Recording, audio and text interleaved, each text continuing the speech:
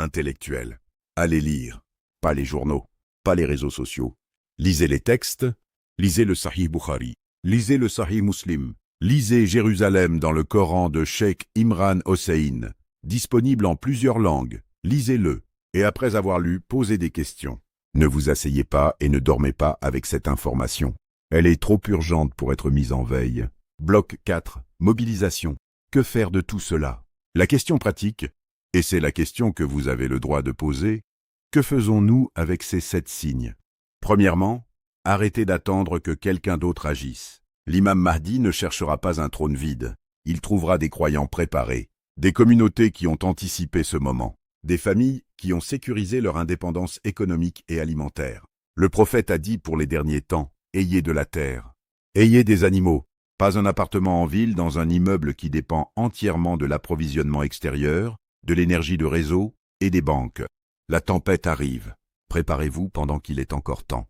Deuxièmement, revenir à la communauté. Le prophète a décrit l'imam Mahdi comme quelqu'un qui émergera au milieu d'une communauté, pas d'un individu isolé, pas d'un ermite, d'une communauté qui a maintenu sa cohésion, sa foi et sa préparation. Où est votre communauté ce soir? Avec qui allez-vous traverser la tempête? Troisièmement, et c'est le point le plus important, ne désespérez jamais. Ce n'est pas une fin, c'est un commencement. Chaque signe que j'ai décrit ce soir n'est pas un signe de l'Apocalypse au sens nihiliste du terme. C'est un signe de transition. Un monde meurt, un autre naît, et nous avons la promesse de Dieu que ce qui naîtra sera juste. C'était à deux émotionnel. Si vous vous sentez seul ce soir avec ce savoir, si vous avez l'impression d'être la seule personne autour de vous qui voit ce qui se passe, sachez que vous n'êtes pas seul. Des milliers, des millions de croyants sur cette terre regardent les mêmes signes, lisent les mêmes textes et font le même calcul. La solitude que vous ressentez n'est pas une faiblesse. C'est le signe que vous êtes éveillé dans un monde endormi. Gardez cet éveil. Il est précieux. L'imam Mahdi n'a pas besoin de notre validation pour exister. Il n'a pas besoin de nos analyses pour être préparé. Dieu l'a déjà préparé, ou le prépare en ce moment, selon un calendrier que nous ne contrôlons pas. Ce que nous contrôlons, c'est notre propre état de préparation, notre propre clarté, notre propre courage de regarder la réalité en face et de ne pas détourner les yeux sous prétexte que c'est inconfortable, que c'est controversé, que les gens autour de vous ne comprennent pas. 7 signes. J'en ai compté 7 avec vous ce soir. Certains sont déjà là, d'autres sont en train de se former, et quelques-uns attendent encore leur moment. Mais la direction est claire. L'histoire suit un tracé que le prophète a décrit avec une précision qui devrait réduire au silence tous ceux qui doutent encore. Retournez-vous ce soir avec joie dans votre cœur, même s'il y a des larmes dans vos yeux pour la souffrance de ce monde. Retournez-vous avec la certitude que l'oppression a une date d'expiration, que la justice viendra, que l'imam Mahdi est une promesse de Dieu, et que Dieu ne rompt jamais ses promesses. L'histoire n'a pas encore dit son dernier mot, et son dernier mot sera juste. Faux. Il ne vient pas quand nous le voulons. Il vient quand les conditions sont réunies. Et ces conditions, je vais vous le dire ce soir, sont en train de se réaliser devant vos yeux, l'une après l'autre, avec une précision qui devrait vous faire trembler et vous remplir d'espoir en même temps. Le prophète Mohammed a décrit un homme qui viendra à la fin de l'histoire, pas à la fin du monde, à la fin de cette ère d'oppression. Et cet homme ne viendra pas dans le vide, il viendra précédé de signes. 7 signes. Et je vais vous les exposer un par un, avec les sources, avec les textes, avec la logique, parce que le temps des demi-vérités est terminé. Bloc 1. Contexte géopolitique. Le monde qui précède. Regardez le monde autour de vous, pas le monde que vous montrent les journaux télévisés. Le monde réel, le monde dans lequel nous vivons en ce moment. Depuis la conférence de Bretton Woods, le dollar américain a été le pilier de l'ordre mondial. Une monnaie de papier garantie par rien d'autre que la confiance et la puissance militaire. Pendant des décennies, ce système a tenu. Mais aujourd'hui, ce système s'effondre. La BRICS est en train de construire une alternative. L'Arabie Saoudite vend son pétrole en yuans. La dette américaine atteint des sommets astronomiques. Et le Dow Jones continue de monter, juste avant l'écrasement, comme l'aigle qui monte haut avant de tomber. Au Moyen-Orient, Gaza brûle. Le Liban saigne. La Syrie est reconstituée. L'Iran est sous pression permanente, et autour de tout cela, Israël étend son territoire, confortant cette vision que le prophète Mohammed avait décrite il y a 1400 ans. Un État qui cherche à s'étendre de la rivière d'Égypte à l'Euphrate. Et au milieu de tout cela, quelque chose d'autre se prépare. Quelque chose que les analystes politiques refusent de voir parce qu'ils n'ont pas les outils pour le comprendre. Le monde est en train de remplir les conditions prophétiques. Et l'une de ces conditions, la plus importante de toutes, c'est l'arrivée imminente de l'imam al-Mahdi. Mais avant qu'il arrive, il y a des signes. 7 signes. Et voici la question qui change tout. Est-ce que ces signes sont déjà là? Bloc 2. Analyse profonde. Les 7 signes. Signe 1. L'effondrement de la justice dans le monde. Le premier signe, c'est que le monde sera rempli d'oppression et d'injustice. Le prophète Muhammad a dit, et c'est rapporté dans plusieurs recueils authentiques, que l'imam Mahdi viendra quand la terre sera remplie d'oppression et d'injustice. Et il n'a pas dit peut-être, il a dit clairement, comme une promesse et comme un avertissement simultané. Regardez autour de vous. 160 enfants tués le premier jour à Gaza. Des millions de personnes déplacées à travers le monde.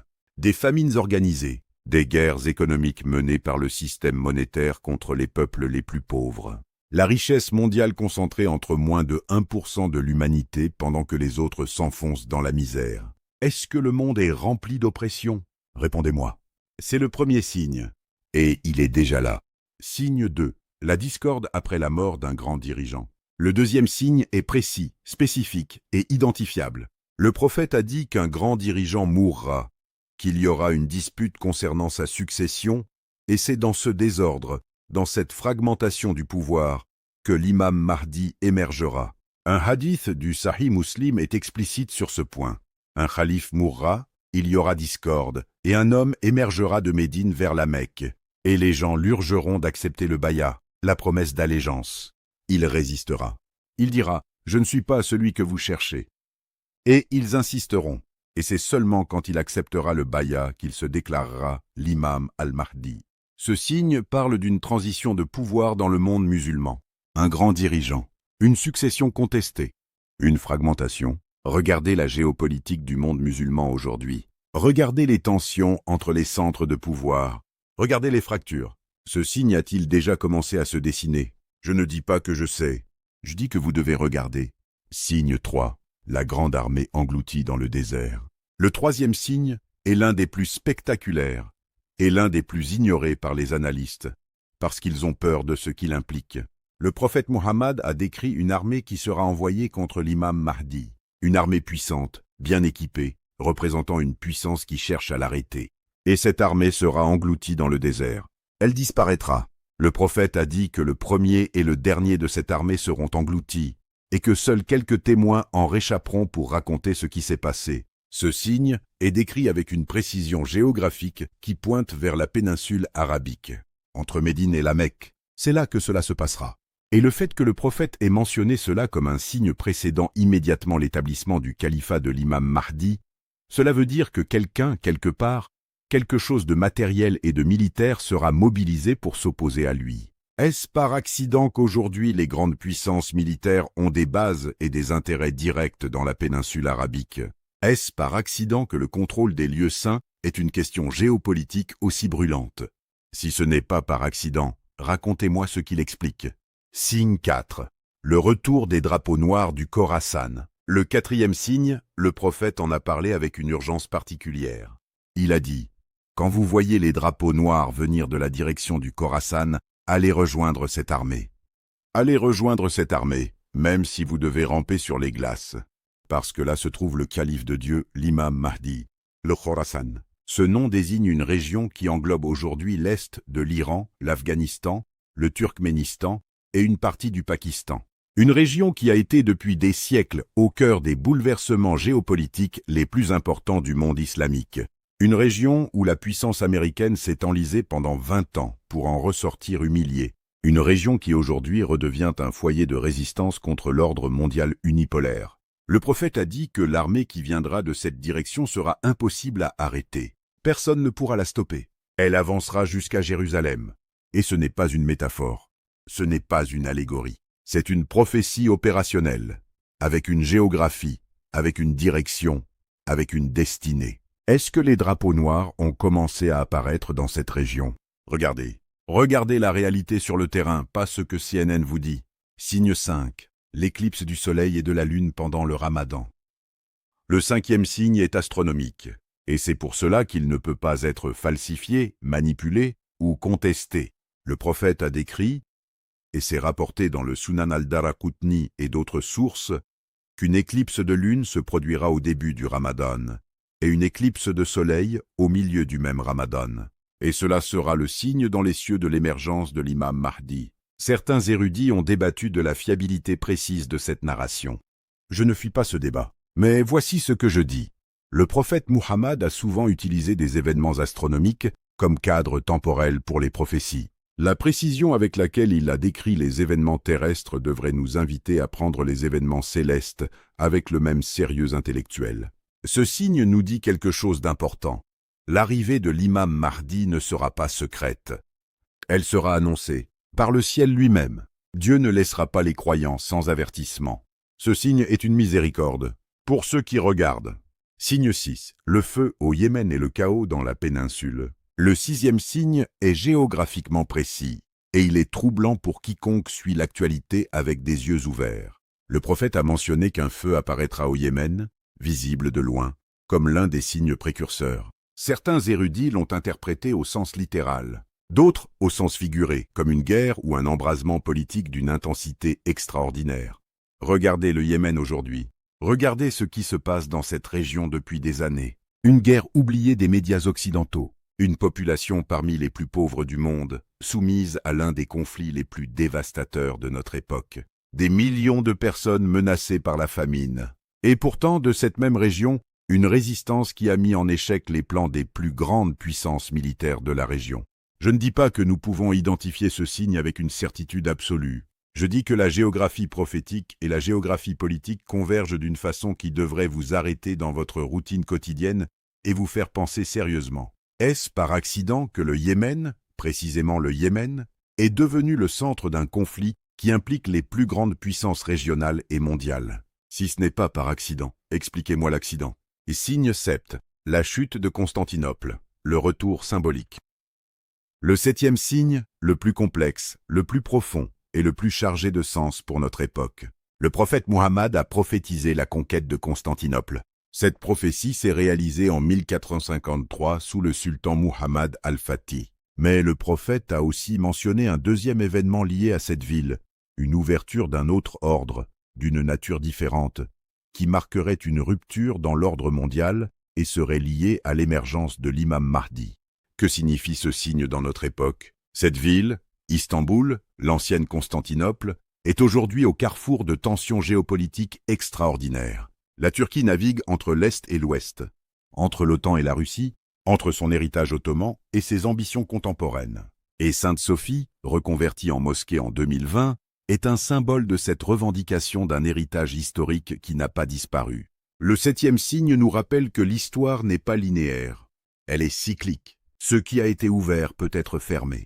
Ce qui a été fermé peut être rouvert. Et dans ces cycles, l'imam Mahdi n'est pas un personnage mystique déconnecté du monde réel. Il est une réponse de Dieu à un état précis du monde. Un état que nous sommes peut-être en train d'atteindre.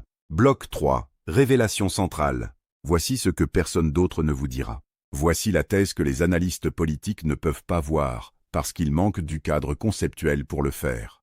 L'imam Mahdi n'est pas une solution magique qui tombera du ciel.